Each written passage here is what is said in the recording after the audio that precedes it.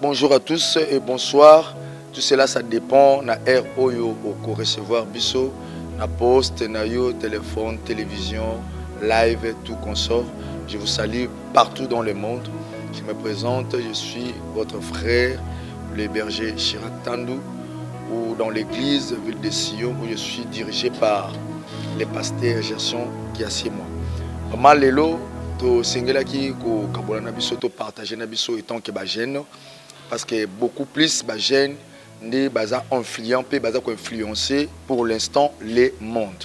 Ouais, na pesi pe ba abonné nyonso ya M2M au bozolanda ngai partout dans le monde.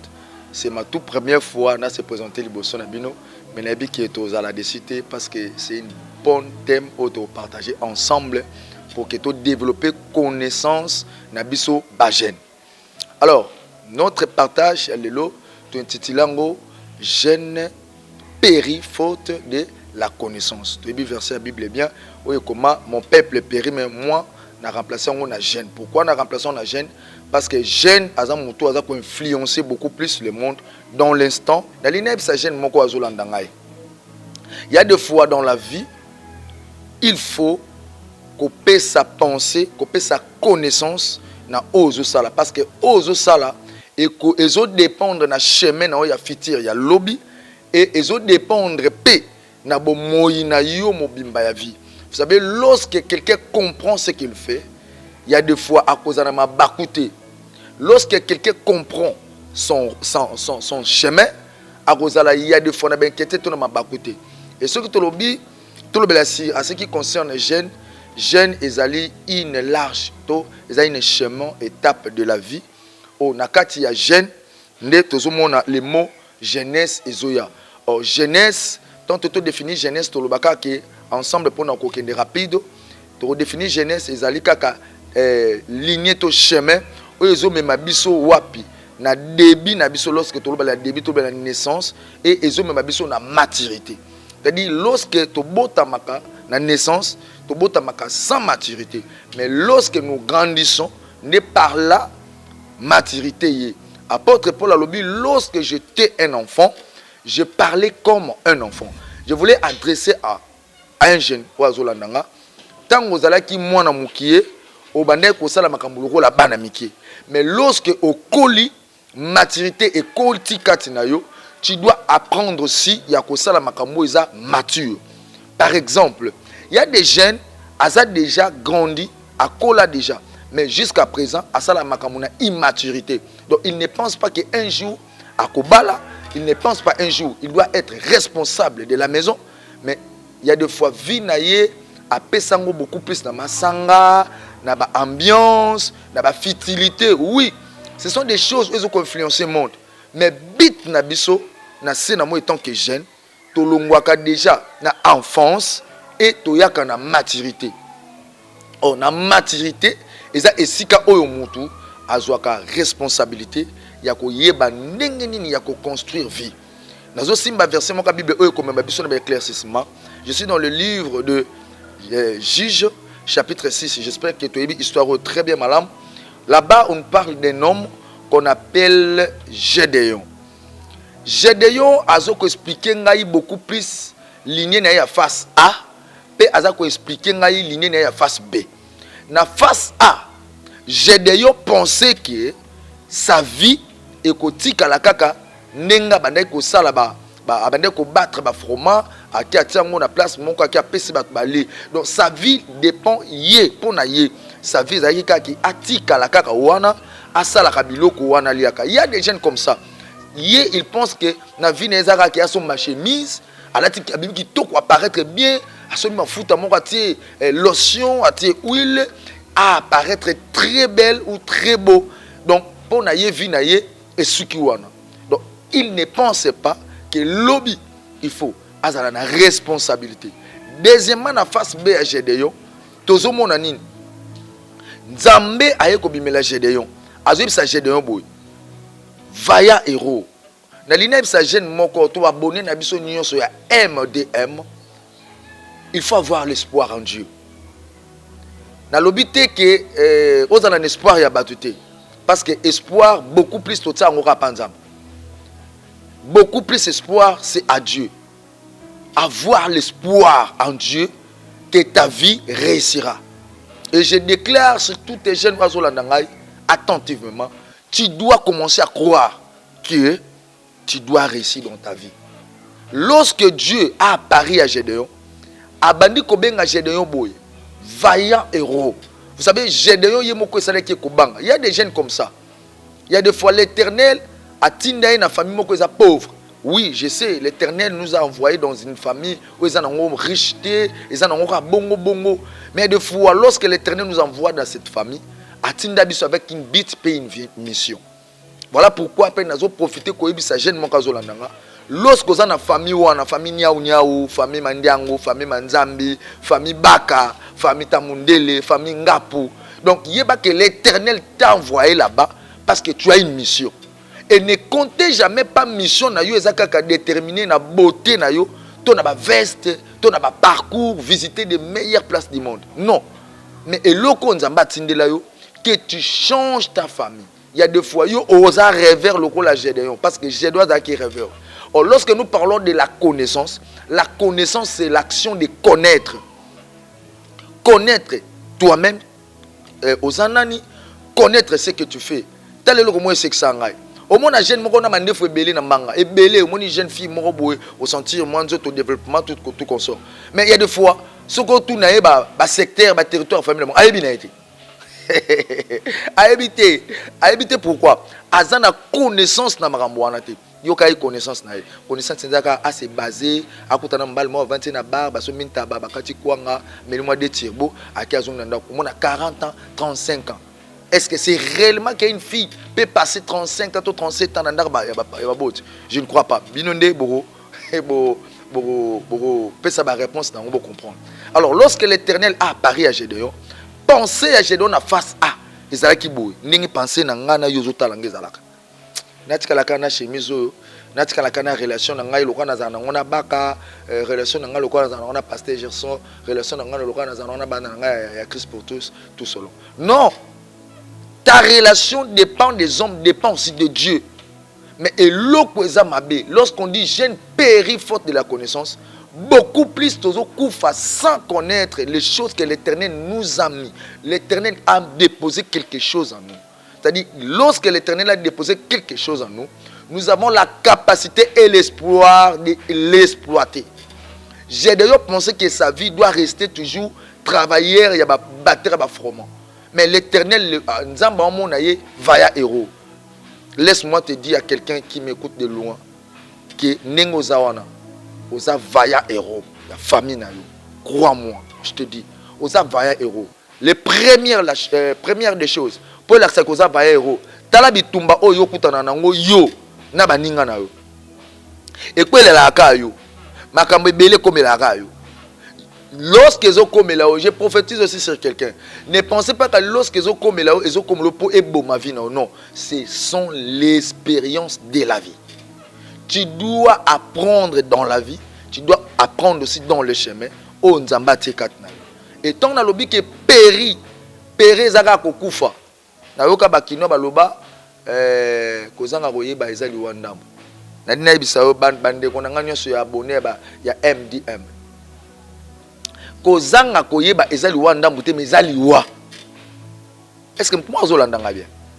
Donc kozanga koyeba ezali wa catastrophe. C'est-à-dire liwa wana ezo persipiquer, ezo persiper peut-être na pensée na yo, ezo persiper na kati ya langage na yo.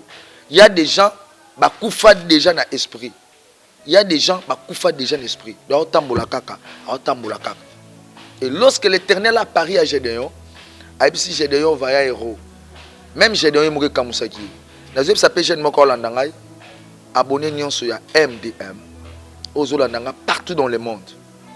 Il y a des fois lorsque Batbaïb Sako, yoza patron, yo non mono oza patron, yozo ta la présent, ne regarde pas au siècle présent. Nous regardons le futur. Or, le futur, lorsque nous regardons la futur est basé à éclaircissement et à vérité. Or, il y a une verset de la Bible qui dit dans le livre des Jean, vous connaîtrez la vérité et la vérité vous affranchira. Vous connaîtrez. Connaître, déjà connaissance, c'est à connaître. C'est-à-dire, lorsque tu connais la vérité, au réussir, lorsque tu connais la vérité, tu ne dois pas épouser qui que ce soit. Lorsque tu connais la vérité, tu ne dois pas faire de tout au monté manuel. Donc, au salam makamusu pour au yebi qui n'est non salalelo, je charge à moi que demain je dois réussir. Et l'Éternel dit à Gédéon, Gédéon va un héros. L'Éternel a mis d'abord des capacités qu'il a vues en Gédéon. Je voulais déclarer à une jeune. Ma capacité au Nzamba Tsakati na yo, cela ne dépend pas de mon encouf, mais cela dépend de combattre avec un Goliath de votre famille.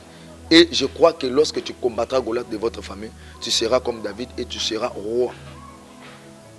Je crois que Olandanga très bien. L'Éternel dit à Gédéon, tu es voyant héros et par toi tu dois délivrer le peuple d'Israël dans les mains des mendiants. Pourquoi dans le bien local? Parce qu'il y a des jeunes au bazaba rêveurs, au bazaba inconscients. Il y a des jeunes au bazaba inconscients, bazar là à comprendre des choses. Et voilà pourquoi lorsqu'on est là à comprendre, voilà pourquoi les mots péri et zoya. Or les mots péri et za faute. N'a quoi expliquer en boy. C'est-à-dire nakati ya makambo ya doctrine ya Nzambe, lorsque tu baka to péché na français na biso ya facile to ba faute. Eza lokola de total la kamati ndenga arbitre sifflera faute. Donc il a péché parce que à beaucoup joueur même dans les choses de Dieu. Lorsque nous connaîtrons beaucoup de fautes, c'est là ils ont empêché tout qui ne peut atteindre destiné tout qui peut atteindre chemin à koyeba. Et lorsque Gédéon a écouté dans le face B, il a pris conscience. Jeune, sois conscience. Quand la beauté ou anate, hein? Quand la moi je suis beau, moi je suis tellement beau, hein, comme les jeunes de Baka. Ah, on a beau fort, on a belle, on a fort, oui, mais tu as une mission en toi. Tu as une mission pour accomplir. Et lorsque Gédéon a accepté, vous savez, accepter des mondes de Dieu, ce n'est pas facile. Ce n'est pas facile accepter des mondes en Nzambe. Mais Nenem Sabisoboy, étant qu'un conducteur de la jeunesse, même tous les rois au total dans la Bible, bazaki ba vienante, bazaki ba jeune. C'est-à-dire Nzambe ayaka kopona ba jeune pourquoi? 1. Vitaille, force, connaissance, jeune azana découverte ko le kampaka. Malgré tout, proverbe moko loba que jeune ata matili ko lanzete a romona musika te ko le kampako bazana c'est oui c'est un proverbe parce que bampaka on a déjà ce basala qui moyi wana basala qui déjà journée. Jeune ayi na poko. Mais Nzamba zo récupérer jeune parce que jeune azana vitaille. Jeune a force, a konzo. Mabe na opo lemba fort, lemba yo ata footing ki mate, ata libeno ki mate. C'est écrit dans la Bible. Nous autres faisons un exercice pour éliminer les maladies mususu. C'est comme ça. Alors l'Éternel dit à Gédéon, tu seras voyant héros et tu battras les mendiants. C'est-à-dire, dans une autre forme, je voulais dire à Gédéon, tout ce que tu es en train de penser là, qui ose à la carte travailler. Surtout, je m'adresse à jeune au balingo lingaming ba maman. Hein? Entre parenthèses. Jeune, yo maman wana ozo linga wana, ye sa salivi. Ye sa salivi. Donc pas na ye ba que ozo récolter mbongo na malédiction. Mbongo wana za na malédiction. Donc eko sunge ne côté, eko memo nulle part, eko pas molo nulle part. Donc yo za wana ozaka no jeune mo bozela ba maman moko boye, ba maman moko boye ba cop donc na piso toli donc tu dois abandonner cela. Parce que yango tes avis na onza matindaki. Yango tes chemin na. Vous connaîtrez la vérité et la vérité vous affranchira. Soto lobi vérité té. Ezaka lokola to bomalo. Soto tali so bosolo té to bika kalinga mama wana zalaka na epoza mpiaka. Est-ce que déjà oka mutakufi na mpiaka? Oyoka déjà mutaza mpiaka kufi? Jamais. Dieu crée toujours des poches. Dieu crée toujours des lignées. Na mutu aza na kundima. Yango moni pe Bible bakisi le juste vivra par la foi. Wa jeune tambola nzela mwa malamu.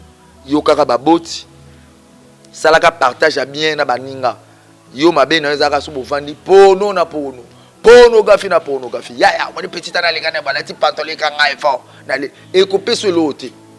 Kaka bato to lula kana ba pantalon kanga bango. O aza bébé, aza ujana, aza boy. Soki ozana mbongo te, elle ne te comprendra pas. Revenons dans le jardin d'Éden. Ève a qui Ernin. Ève a kokuta tout a été créé. A kokuta déjà Adam azana bo konzi loko la responsable. Alors là lanzala te, alors liate.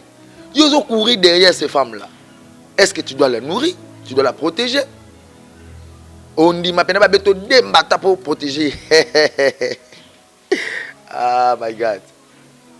Et je voulais dire, Gédéon, il a crié d'abord à ce que l'Éternel lui a dit, que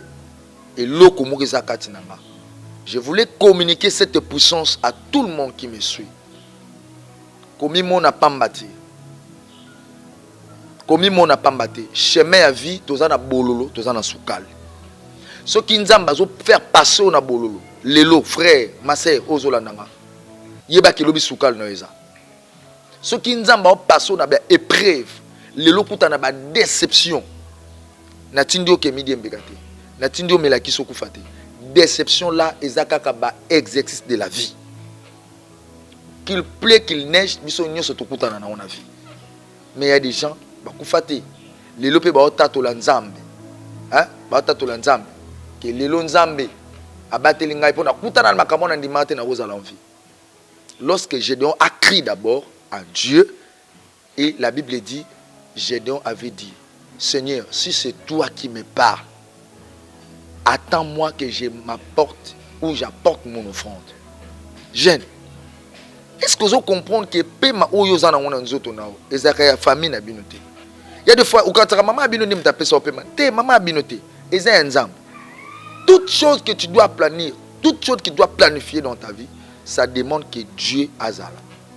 Et lorsque je dois écouter c'est ça, c'est celle-ci et aipsi nzambe. Nzambe zelanga na yana offrande. Cela veut dire quoi?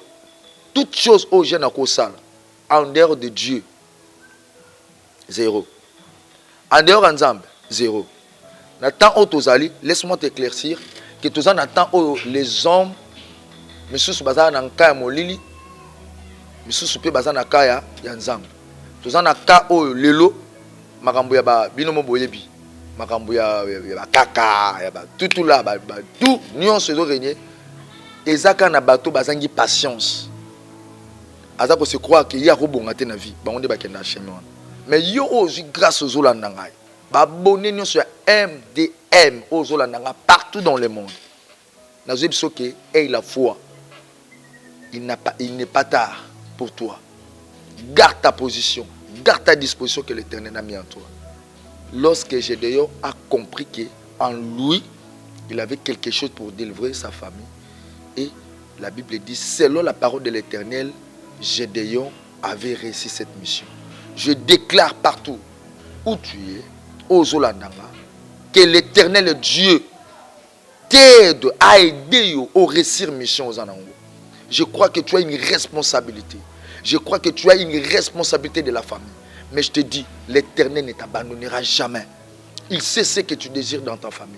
Il sait ce que tu désires dans tes parents. Il sait des bonnes œuvres. Il sait. Et à Otikayote. Et je déclare, yo otambola alimana nzambe ozo vivre bololo lelo nima bololo nima des heures accepte à tout le monde ba massa bazo kota ba chemise akanda bazo kota ba chemise ba iPhone elengi sote elengi sayote ngube botaka na tanango pomme botaka na tanango malale botaka na tanango anane botaka na tanango.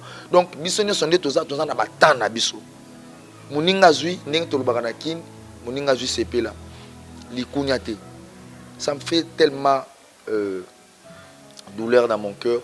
Au moins, les jeunes sont kidnapping, pour avoir de l'argent. Est-ce que bon makila monte ko battre la éternel? Est-ce que bon ya makila monte escroquer au yibi au ngana Chine na rapetiona? Mais au sale le rotin, au tourner nos carons. Yango to ba ki jeune péri faute de la connaissance. Et deuxième point, je voulais éclaircir cet verset. Dans le livre, il y a Éphésiens chapitre 6, je crois. Là-bas, on nous dit, enfants, obéissez à vos parents. Il y avait un homme qui m'avait posé une question. Alobi, berger, tant que enfant, bazolo la adulte. Nalina tous nos questions Maurice Goza. Tant que papa botona maman bengo Chantal, on dit maranan. On dit mara papa, on dit mara maman. Pe maman wana abando preti okufa. Abando présenter maman Nice, voilà ma fille. Alors tu le présenter oh voilà maman rien. Alors présenter voilà ma fille, voilà mon fils. C'est-à-dire lorsqu'on dit enfant obéissez à vos parents, il faut croire que connaissance nous ou ta que pas baboti. Ne salaka ke moi na a réussir na vie. Des fois na eza au solaka na baboti na ote, au solaka na maman te, au solaka na papa te. Yo za jeune fille. Mais solaka na maman guidé yo gayé fort, gayé. Soko kenda kende na e. Il y a des gens quand soko perdre ye au kutana ba pion Nzambe. Au perdre ye, aux aka sofandi ba même se bimi et Jean-Paul. Et Claudia Akenda, Akenda, Akoma bien privé mon parce que au bomba qui était, il y a des filles lorsque tu le perds dans ta vie, au bando lela, au coup t'en as un kidnapping du cœur, alors kidnappé au mbongo, téléphone, donc kidnappé dans la famille na yo. À la fin, bobala n'a me pété.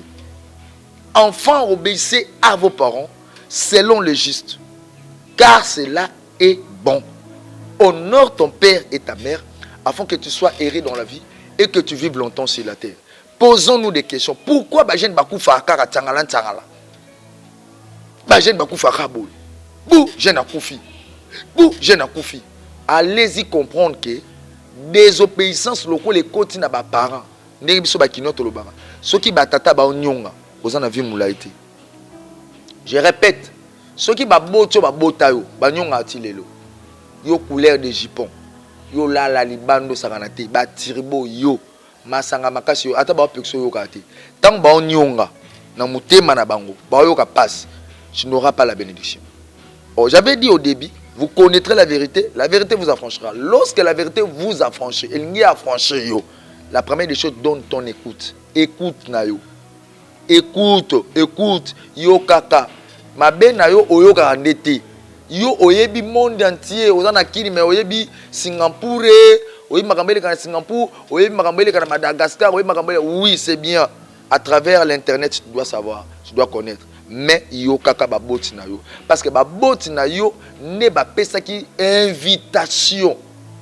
J'aime parler de ça, invitation oya na mokili eza yote obipa ki bangote bangonde ce que maman bagi bon zemo na moni yo pesa nga passe mingi na longola on a fait avorter alingaka bomana epe yo problème te mais soki nzamba tika yo obima na mama wana obima na papa wana c'est que l'Éternel avait une mission pour toi ya ko obéir likola ba papa wana. Allez-y comprendre que soki ba jeune ebele ba okufa na ba accident na ba liwa mo rezangela mutu na makolo. Allez-y comprendre que ba boti na bango ba onyonga yango na peut se toler. Lorsque je dis que jeune périt faute de la connaissance, zalaka pe na mayele ya koyoka baboti yo. C'est-à-dire bazana momo ko a dire na vie na yo oyo ko sunga yo oyo ko pambola yo. Soki lelo histoire à David otobetaka. Voilà pourquoi batay bolimisa nga. Ngai vraiment j'ai l'habitude d'amener la prédication dans le face A et dans le face B. Ce qui David azalaki couleur de jupon, mais il était le cœur de Dieu, l'ami de Dieu, le cœur de Dieu, l'homme selon le cœur de Dieu. Ce qui Pierre azalaki muto batikila ki fongola, mais Lazare azalaki ami de Dieu, ami de Jésus. Donc tous en face A il y a histoire, tous en face B il y a histoire. Dans le face A il y a David. Ce que zalaka yo jeune ozola ndangai, batinda ko mikonyo so ke eteka. Tala ningo loba. Tala ningo mirmira. Tala soki maman otinda o. Ngana lembi na ngai. Wana ozana moi rendez-vous na petite amie moko boy quelque part. Ali mama bimiseli maman ko, et tsalela ngelo mais ngana lembi. Tala ningo kendaka. Mais David a obéir d'abord à la voix de son père. Il y a aucun de beaucoup la bibouele. Vous savez, babotso babota biso bayebaka pension na biso plus que biso bayebaka pension na biso plus que biso yango moni baloyenge na biso ya ko kota na vie amoureuse ils ont même la biso ba déception inutile même la biso ba déception inutile ils ont même la biso ba choc moko inutile. Pourquoi? Parce que bato baboti biso bayebaka pe moi chemin na biso. David tata na yebaki chemin mwana o amutema munene fona pesa na commerce mwana o amutema munene fa ke médice mwana o amutema munene fa da pasteur mwana o amutema fa da l'avocat. Lorsque papa ne ya David a demandé continuer David na zamba, c'était tepo anyokolae jeune yokanga. Lorsque papa azolingo sala oya lingi eza pa nyokolote eza pour l'avantage de ta vie. Vous savez pourquoi? Parce que David azwa qui il y a des fois ba opportunité tenanda kuna bango mais azwa qui opportunité en dehors de la maison. Je bénis tous les hommes, toutes les femmes au ba pensa ko bima moka pona ko luka pona vie. Que l'Éternel vous bénisse abondamment. Que l'Éternel élève sa main vers vous. Et je déclare sur vous, même à temps où moka t'aime pas combattre bino lors de votre recherche de votre vie, que l'Éternel a mis des capacités pour vous soutenir dans votre famille. Je déclare qu'il n'y aura personne qui tiendra dans votre chemin. David a kenaye ko boko la biloko ba babibouele, mais derrière David, la Bible dit qu'on paye qu'on pangwani mutabeta Goliath. Ko beta Goliath ezani. Ko beta Goliath eza ko vaincre makama minene o yoka na famille na bino. Na famille na bino yokani. Oyoka ke bato somba mi tokate. Mais je déclare pour toi yoko somba, yo somba ta 10, somba ta 20. Na katelo pe 20 té, même 30. Na katelo pe 30 même 50. Na katelo même 50 té somba même avion. Il y a des gens au bazar avion lelo, ba somba. Goliath sa famille na bino zani. Mabale bala na te. Yo yikampiko. Yikampiko na fi wana kaka wana. Yikampiko na jeune wana. Tant bino bokata riba mariage, les autres vont suivre. Qu'on paye fa beta Goliath. Na on déclaré. Lorsqu'on découvre la vérité, yeba que ceux qui m'ont découvert la vérité, ils ont le droit de tambola na torche. A beta libakute. Ceux qui m'ont découvert la vérité, a beta libakute. Et c'est là que David a beta libakute. Bah yé, bon, quand pesa faut m'tabeta Goliath. Est-ce que bah y a famille na bino bakokaki? Bah ve na bino hôtel à espoir wana. Hein? Bah sœur na bino hôtel à espoir. Obi na famille na biso toi na sœur na biso moboy a ki toko ye na boulaka fa bala ministre. Maintenant sous ministre ndeza a bala ndeyo. Vous savez il y a un problème dans quand ba jeune. Tolinga mingi loge frappa biso mingi na miso. Tolinga mingi loge frappa na miso. C'est-à-dire o linga mona mobali moboy poa saka bo poa finalement ba $10 tout comme ça. Mais est-ce que $10 wana ya kidnapping te? Ya moyibi te ya donc kale ba douter. Tu as vérifié. Faut vérifier. Yo landara jeune fille wana pas pembe tamboulaka bien. Est-ce que réellement il go lamb? Hein? Alors laisse niao hein. Est-ce que bolamb? Fille wana propre. Mi collé comme ba maman soin, ba maman bon, la femme abni. Est-ce qu'il sait la vie? Est-ce qu'il y a la Bible dit lorsque David était arrivé, la Bible dit et décidé que David était élu. David était élu. D'abord, bah tchakié maboko, pas que bundana Goliath. Bah tchakié maboko. Et tant qu'il y a bundina Goliath, c'est la Bible qui nous dit. Goliath a tkala kobeta David. Goliath a tkala kobeta David. Naza pena ba révélation te. A tkala kobeta David. Mais la Bible nous précise que Goliath a qui frappé par David. Vous savez pourquoi? Dans le sagesse on a cette idée. Lorsque oso minimiser et lorsque vous avez grand na famille na bino, ton vie na yo, l'Éternel va t'accompagner. Je répète, lorsque oso minimiser et lorsque vous avez que ça ma casse, talaka na $3. Comment que nzamba mono pelota? On nzambe ayaka kokota na vie ya bato bazaka na foi. Na on dit makende na loba boy mutu moko olanda ngai wana. Ndeko azo landa ngai wana. Ndeko otala ngai. na oloba na yo mto tala ngai nazo ko s'adresser penza na yo femme d'affaires nazo ko adresser na yo homme d'affaires ozo tala ngai soko tie espoir na Nzambe tout deviendra facile. Tout deviendra facile. David a betaki Goliath et David a zoaki presque au Nzambe atelaki yé na chemin na de la vie. Voilà pourquoi pour aller conclure. Nouveau conseil na ngai, tout bel conseil na ngezabo. Jeune, talanga bien. Nous avons pas le temps. Tout ça sur notre attente. Préparez ta vie avec silence. Préparez ta vie avec Dieu. Bats-toi. Bats-toi. Accepte les injures. Accepte tout. Mais tu as une fardeau. Tu as une charge que l'Éternel a mis en toi. Et je crois que tu dois réussir. Vous connaîtrez la vérité vous affranchira. Je voulais te dire ces vérités pour que et affranchir Vinao. Je voulais te dire cette vérité pour que mes maillots na destin, na piste de terrissage ya Vinao. Je déclare ce matin que l'Éternel va te rendre heureux comme il a fait à Gédéon. L'Éternel va te rendre un homme heureux. L'Éternel va te rendre une femme heureuse dans ta famille. Que l'Éternel vous bénisse abondamment. J'espère que ceux qui nous ont to Yesu Christo a oyate to kutana na biso ba abonné nyonso. Il y a MDM. Partagez cette vidéo. Écoutez cette vidéo. Vous ne serez jamais déçus. Je tiens à dire merci à Dieu, Saint-Esprit. Merci à mon Père spirituel et pasteur Gerson qui a autorisé que je sois avec vous. Merci à mon réalisateur, les grands maestros, Baka Claudia. Que l'Éternel te bénisse. Et bonne année sa vie de Sion. Bonne année sa Christ pour tous. Que mon Dieu vous bénisse abondamment. Ciao, bye, bye, bye.